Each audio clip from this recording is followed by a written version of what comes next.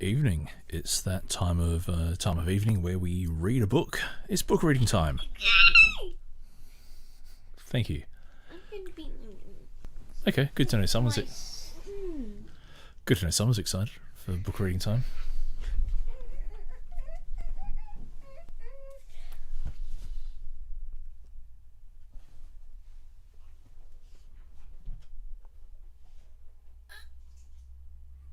Yes, book reading time, and I've got a silly little sausage.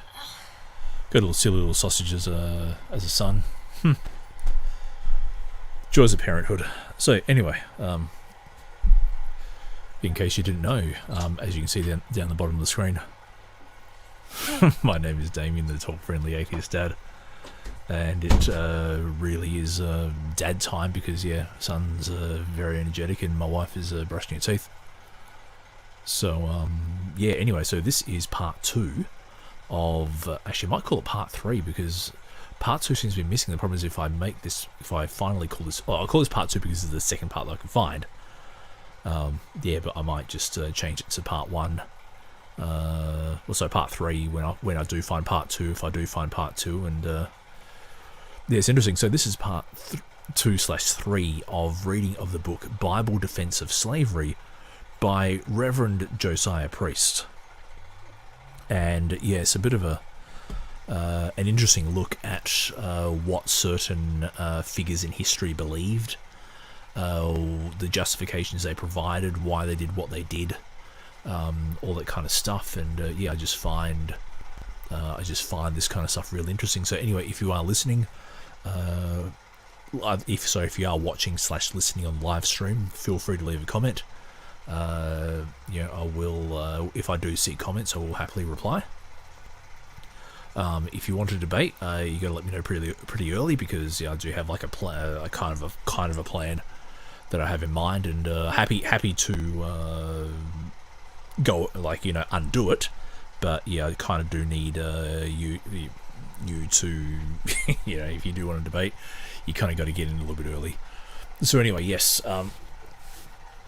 Just before I get into the book, what's been happening today, I recorded an hour and a half chat with one of my good friends, Jax, on the abortion issue, and I might release that episode later in the week, or I might even release it on Sunday, depending on how things go there. But otherwise, and also being involved in a bit of a Twitter debate. It's getting hot on Twitter last few days. Just with all the back and forth, and unfortunately there is a bit of name calling going on, and a few abrasive words. So anyway, if you do happen to have the book, this book is so it's called Bible Defense of Slavery. It is available for free on Google Play Books. There should be a link in the show notes. So if you do happen to be listening or watching, feel free to get the book, read along. Just make sure I'm there reading everything correctly. And so anyway, I'm currently on on the page it's page 38, and the PDF it's 36. So how that works out, don't know. But anyway, so from the bottom page, page 38 of the book, and so and I'll probably go for about 45 minutes. So if you happen to be listening, feel free to either listen or type away. And in the meantime, I will play some music from my good friends Victim of Illusion, who have kindly allowed me to use their music as a soundtrack. So enjoy.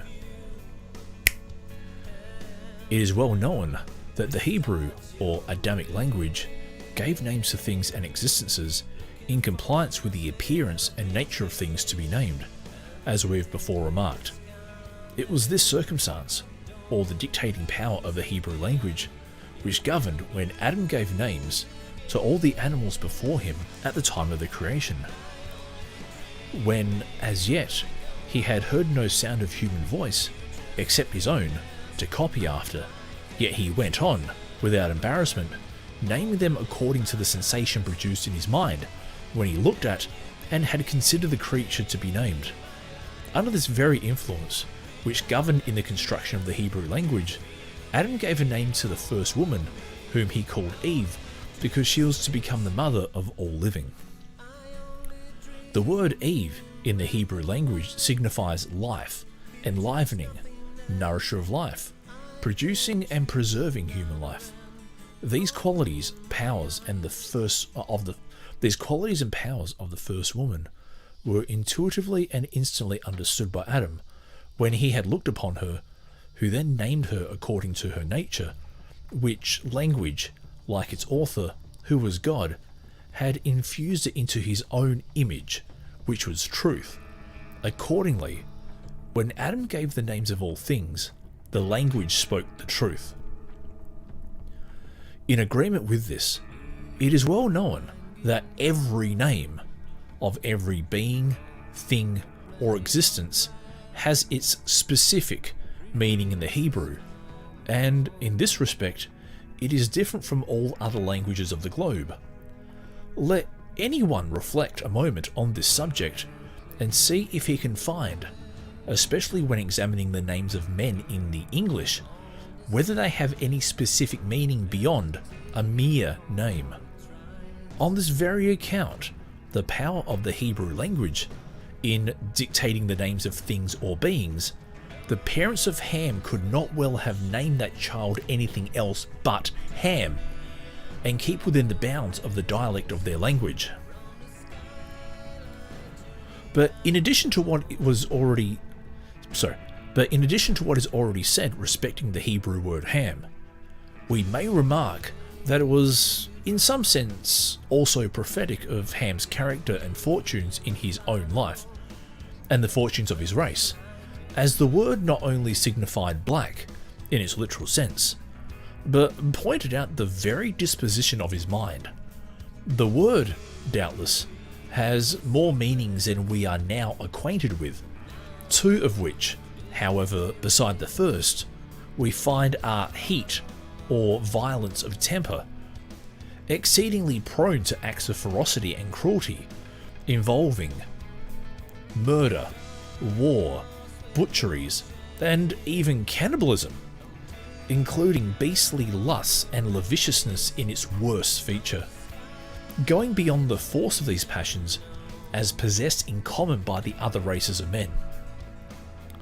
Second, the word signifies deceit, dishonesty, treachery, low-mindedness, and malice.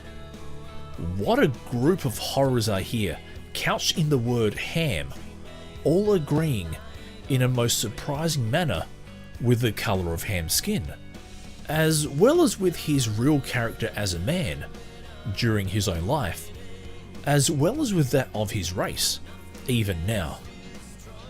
Thus far, we have shown that the very name of this younger son of Noah is an evidence of no small account, that he was born a Negro with all the physical, moral, and constitutional traits which mark and distinguish that race of men from the other two races. The birth of those two sons, Japheth and Ham, being thus miraculously produced, there is no doubt but that Noah, as a prophet, saw in the births of these children the hand and design of the Creator. He had already been informed in some supernatural way, and doubtless by the appearance or ministration of angels, that in about 100 years from the births of his three sons, the globe was to be destroyed by water, on which account he had already been at work 20 years in carrying forward the erection of the ark, when Shem, Ham, and Japheth were born. As a philosopher and a prophet, Noah foresaw, in the ruin of the earth by water, that its mild, healthy, and pristine climates would undergo a horrid change. Wifey!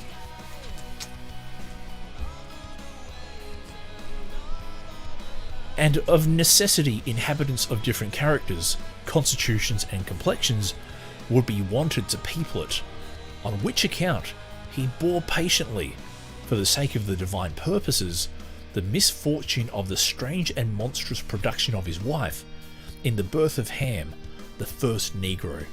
For this reason, God produced the two new races.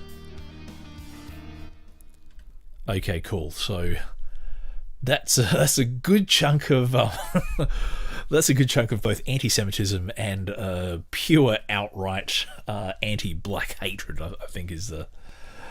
Oh, boy. But yes, anyway, so one of the reasons I read these kind of books is so that, one, we can discuss ideas, we can think about ideas, and to, entertain those kind of conversations that, we can understand why these people thought and see if there's any resemblance of such today in today's modern culture. So yeah. So I want to go back to the first paragraph I read because even then I picked up a couple of things. So he's written, "It is well known that the Hebrew or Adamic languages gave names to things in existence in compliance with the appearance and nature of things to be named, as we thus remarked. It was this circumstance or the dictating power of the Hebrew language which governed when Adam gave names to all the animals." That is something that you would say if you only had the Bible to go off of. I'm not entirely sure that this man is a Hebrew scholar in any way, whether he knows... I wouldn't say knows what he's talking about, but does he know what? I'm gonna say does he? Yeah, that's just interesting because you see, one of the markers of mythology is that people. One of the markers of mythology is that people have functional names. So one, they have functional names, and two, they don't have much historical detail about them. They're not the only markers of mythology, but they're probably the most easiest to spot. So, for example, Eve. What do we know about Eve? We know virtually nothing except, for a brief 2-day period in her life, where she was with Adam, and then she got tempted by the snake and God cursed her. Okay, that's... yeah, but her name just happens to be, the name for, what's he got here? The word Eve in the Hebrew signifies life, enlivening, nourisher of life, producing, preserving human life. So it just so happens that the first mother of all humanity just happens to be named Eve, which just happens to mean life. And it just so happens that children come from women who give life. What a surprise! You never would have guessed that, would you? So just my earpiece, and I'll just quickly adjust my warmth there. So my compression, because that's what else is trying to think. And we find that throughout the Hebrew Bible. Like, for example, I'm just going to quickly jump on the Google machine. So while I do that, I'll just leave you some music.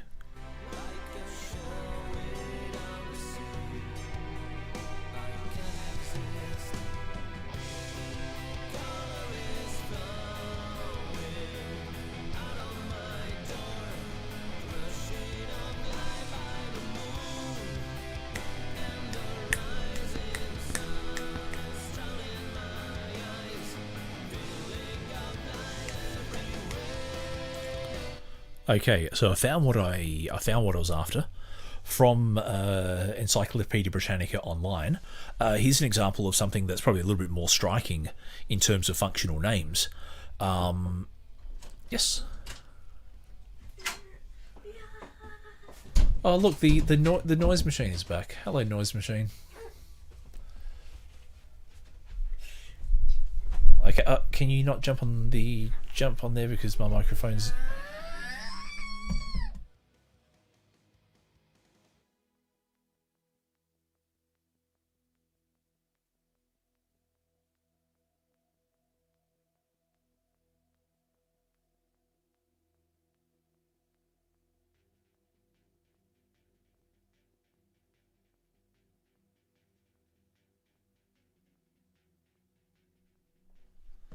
Sorry, I just had to fix up something.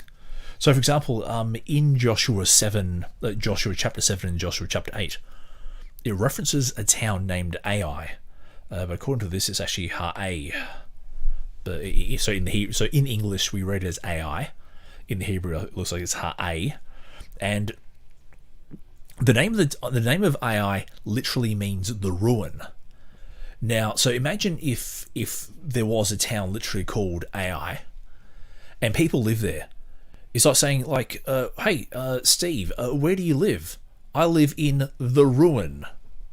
Like, why would you call your town the ruin? Stuff like that. And I'm just trying to think. Yeah, there's a. So if you look through Hebrew and understand the Hebrew, you'll see there's plenty of form to function names. So to say that, Hebrew, that one of the great things about Hebrew is that, oh, look, it just miraculously, it just happens to get everything right. It is a form of truth. It is a form of, let anyone reflect a moment on this subject and see if you can find, especially when examining the names of men in the English, whether they have any specific meaning beyond a mere name. Yes, like, for example, the name Damien means loyal friend. It's it's like, it's not hard to find meanings to names. Or let's say you find someone named Eve who can't have children. It's like it kind of puts puts to bed the idea that the wonderful power of Hebrew is that things just happen to line up with the reality, and this is so good. And yes, because he writes, on this very account, the power of the Hebrew language in dictating the names of things or beings, the parents of Ham could not. Actually, this is where it gets a little bit funny, because so what this guy's writing here is that the boy Ham came out completely black. It's like, it's like, I'm sure, like, his parents didn't go, we're, white, possibly red, but, maybe even yellow, but, hey, we've got this really black baby. How did that happen? I don't know. What a surprise. It's and then, like, he walks through life being a black kid. It's like, and apparently, he's, he's got a short temper, and he's, but this is the thing, like, to say that, because his name is Ham, and Ham means black, therefore, and because, the Hebrew language speaks power to truth, to reality, therefore, anyone who's black, therefore, the things we associate with black are, heat and violence and temper, prone to acts of ferocity and cruelty, murder, war, butcheries, and even cannibalism. That is like such the most anti-black, rant I've, seen. It's like, oh man, it's a. Then he goes, thus far we have shown that every name of the younger son of Noah is evidence of no small account that he was born a Negro, with all the physical, moral, and constitutional traits which mark and distinguish that race of men from the other two races. It's like, because he's a Negro, he is, prone to violence, beastly lust, lasciviousness, all that kind of stuff. I'm just going to pause for a second.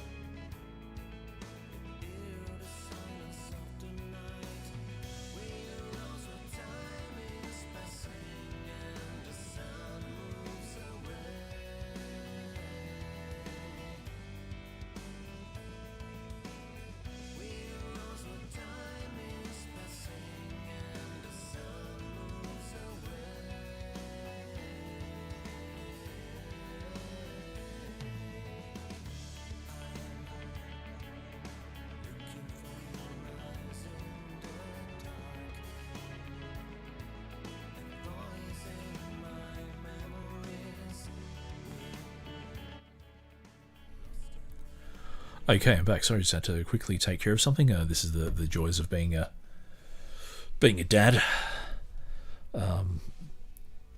So okay, so where was I? Hey, did you want to stay here? You don't? How come? Well, it's hard when I've got all this stuff on me. You can lie here if you're happy for you to lie here. Just be careful when you jump on the. So I'm trying to protect my computer and my microphone.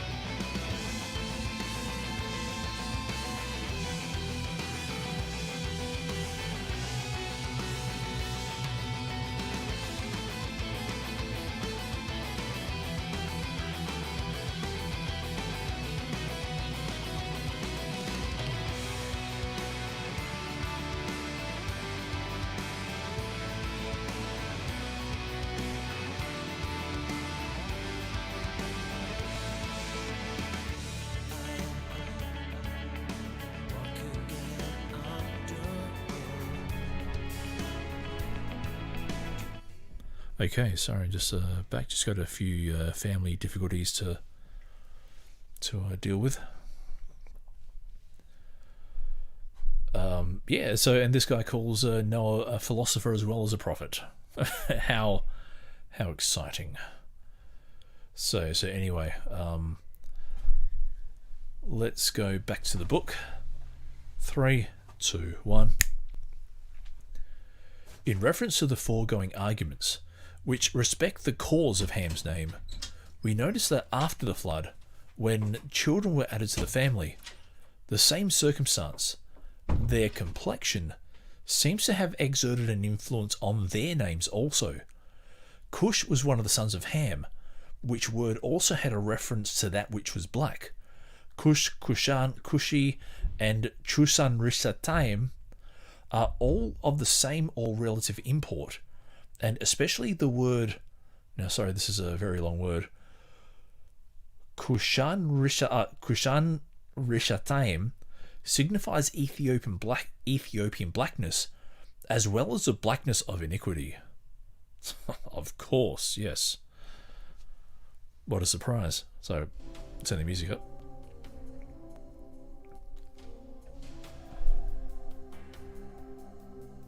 On this very account, the ancient country of Ethiopia, situated in Africa, in the region of the headwaters of the Nile, was settled first by all the family of Cush, was called Cushan, as well as Ethiopia, or the country of the blacks.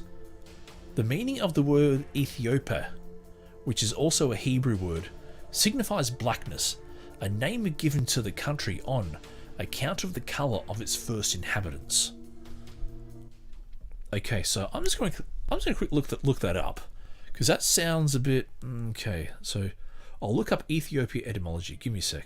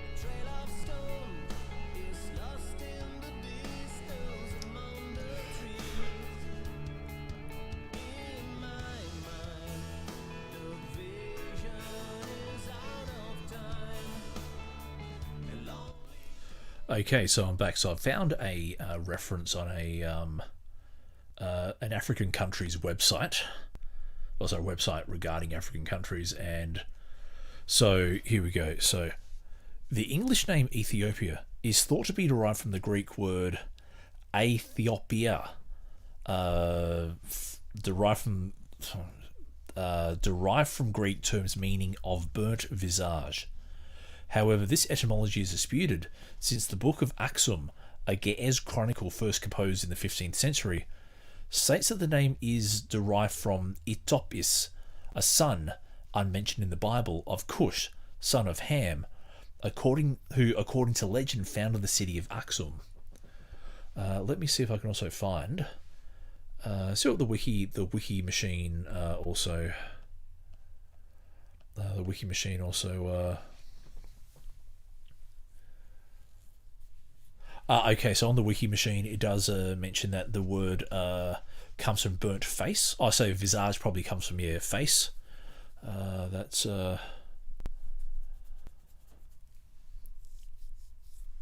there is also so it also says here, however, the Greek formation may be folk etymology for the ancient Egyptian term Athioabul, which means robbers of hearts. This Greek name was borrowed in Amharic, Ethiopia. So really, really bad. So yeah, then in Greco-Roman epigraphs, Ethiopia was a specific toponym for ancient Nubia. At least as early as circa 850, the name Ethiopia also occurs in many translations of Old Testament in allusion to Nubia. The ancient Hebrew texts identify Nubia instead of Cush. However, in the New Testament, the Greek term Aethiops does occur, referring to a servant of the Kandake, the queen of Cush. So even on that, he hasn't quite got it. Yeah, he hasn't quite got it right. So he hasn't either got it right, or he's relying on legend and articles of faith. Which, yeah, what could possibly go wrong, guys? Okay, so let's back to the book. Let's turn the music up. Even the word Negro is derived from the Hebrew word Niger and signifies black. Niger is a great river of Africa and was thus originally named on account of black men having first settled the country of that great river, and hence arose from earliest time the word Negro, and applied to the race of Ham and no other people. Canaan was the name of another of the sons of Ham, but this word signified a trader or merchant, and seems to have pointed out the pursuits of his progeny rather than their colour. It was from this son that the Phoenicians, Tyrians and Zidonians, with all the tribes of the land of Canaan, which is Phoenicia itself, proceeded, who were a trading, seafaring and mercantile race. There was, however, a place in this country of Canaan, or Palestine, a district that was called Chushi, Chusi, inhabited no doubt by a colony or family of the race of Cush. The word Canaan, therefore, appears to have been prophetically given to that son of Ham, pointing to the pursuits rather than any other peculiarity of that branch of Ham's race. Okay, so again, he's kind of going off, well look, they were named that way, so therefore it's prophetic. So it's a bit like, if I called my kid Pilot, and he somehow becomes a pilot, and he's a pilot because I named him Pilot, and the power of that name guided all his career, his life choices, so that he would be a pilot. That is basically what this guy is saying, and I disagree thoroughly. So let's say the word Ham means black, and let's say it also refers not only to his skin color but his temperament.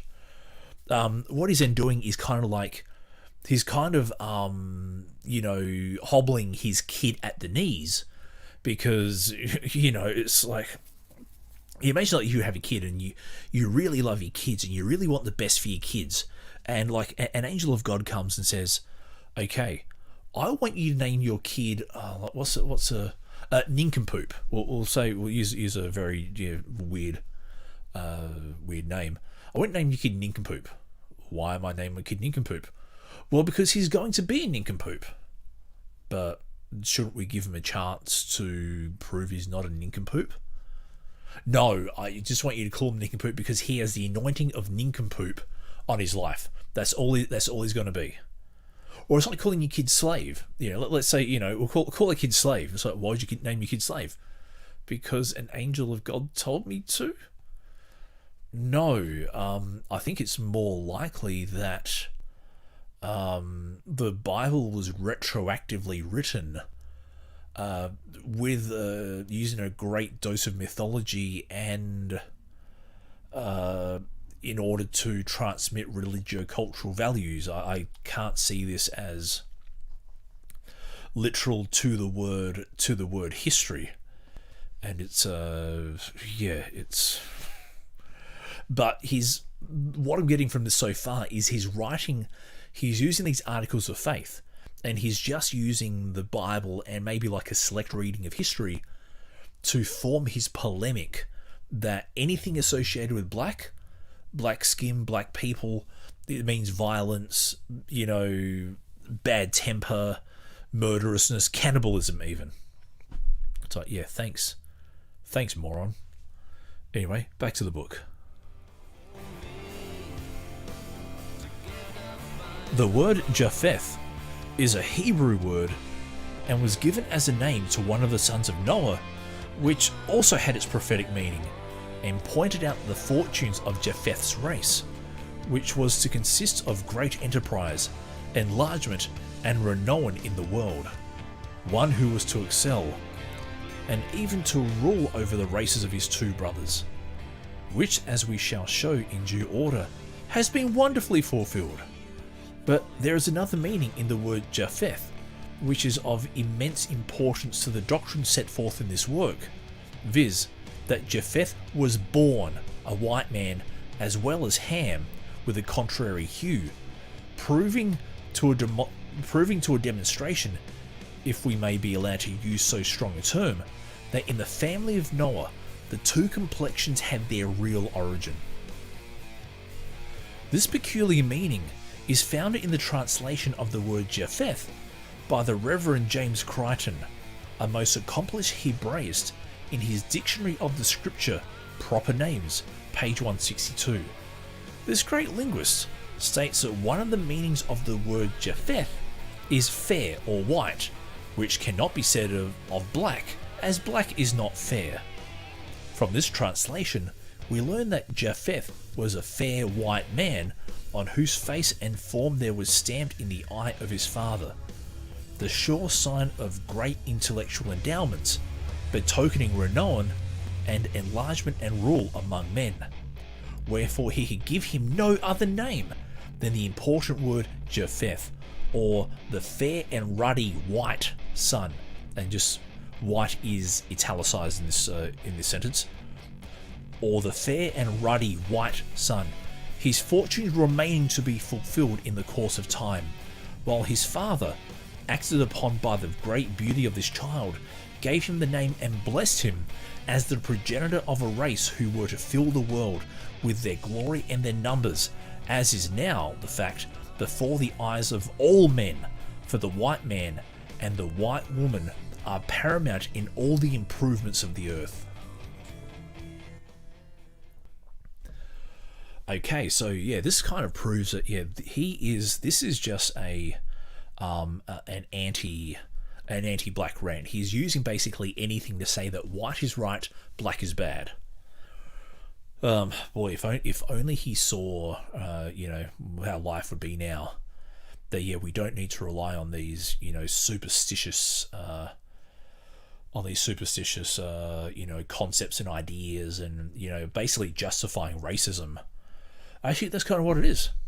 She's justifying racism. That's all I can really say, and it's sad because it's And yeah, like today I did get into the slavery argument.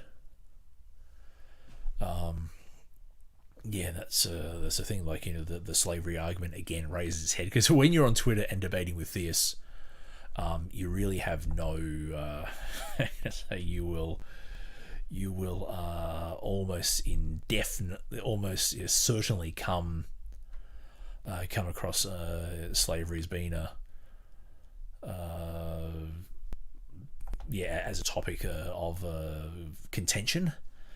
And yeah, and so one of the Christians in today's spat, multi-man debate, was basically saying that, you know, slavery was a good thing because now we don't have slavery. Look at all the homeless people. And so that kind of got taken as, you know, hey, this is my this is a good solution to homelessness. Another person said, oh, they learned a trade and they had a roof over their heads. It was actually, I might just quickly find where this gentleman and it is a man, where this gentleman made the replied to me. Okay, so where was it? Okay, beautiful. Here we go. So I made a meme today. I'll try to describe it. It's the meme where you have two red buttons. They're both separate and they're both on white faceplates. Two big red buttons, spaced apart by about a hand's breadth. And you can insert your own text above either button, and then the next panel is of this guy sweating over which decision he should make. So in this meme, I had on one button, don't own people as property, and then on the other button I had, don't wear two types of fabric. And I depicted the man sweating over the decision as God. Because, you know, as if, like, you know, and what I'm trying to say is, like, God must have had to think really hard, okay, do I put in there not to own people as property, or do I put in there to tell people not to wear two types of fabric? And so this gentleman, I'm not going to name him, because I'm not trying to draw heat on him. I'm not trying to draw heat on him personally. I'm trying to draw heat on the ideas. So the guy himself is an alright guy. He's an alright guy. I enjoy his podcast. Okay, so anyway, so his response to slavery was that slavery was a judicial practice, a welfare practice, and a manpower necessity. Imagine having a slave who would kill you if he could. They might have to beat them to keep them in line. God's never said you must beat a slave. So that's, this is the thing, like, you know, Christians will find, you know, almost any way to justify slavery. It's just one of those things that I know how they do it, I know why, because I used to, you know, believe that because it's in the Bible, you know, God must have had a good reason to do so. Therefore, you know, why are we complaining about, you know, slavery? So, and this is the thing that, yes, come in. Hello. Can you come here first, please? Careful, because that shakes every time you move.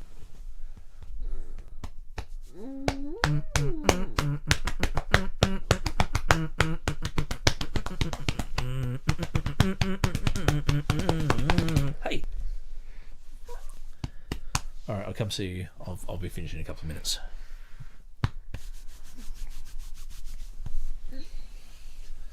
Okay, so where was I? I was lost in thought. Could you shut the door, please? Thank you. Yeah, so this is the joys of when you use your bedroom as your recording studio. And my bedroom faces, so my house is near a main road. And you do get motorbikes coming past. And yeah, so if you hear motorbikes in any of my recordings, I think I've got some outtakes as well of, you know, me swearing at bikers because they've got their big loud pipes. So anyway, so it's So it's interesting that, you know, Christians now, because they're like, you know, 200 years removed from, you know, the Civil War, maybe 140 years removed from the Civil War, so 160 years removed from the Civil War, that they don't quite understand the justifications that were given for the slave trade, and why, you know, the zeitgeist of the time. But yeah, it's just like in this book, it is like, it's just, to me, it is abundantly clear that Reverend Josiah Priest is just picking anything he can to say that, you know, yeah, blacks are bad, whites are good, this all foretold by God, this is all part of God's plan. You can't argue with all these experts. So yeah, so anyway, I'm going to finish the reading there. Wherever you happen to be listening to this, happen to be watching, wherever, look after yourselves, stay safe, get vaccinated if you can, and yeah, but otherwise, if you want to check out more of what I do, head on over to anchor.fm/TFADad, where I've just released, I forget, episode 47, 48, 49, so many episodes, response to crossexamine.org. I'll be releasing the chat I did with my friend Jax about the abortion debate. It was an interesting impromptu chat, so I've got to edit that to make it a little bit more less clunky. But yeah, otherwise, contact me Twitter at TF80pod, Facebook.com/TF80pod, or head on over to www.tallfriendlyatheistdad.com, and a special thanks to my friends Victim of Illusion for supplying the really awesome music. Head on over to victimofillusion.bandcamp.com and buy some really awesome music. Can't say it enough. Anyway, good night. I am sure of my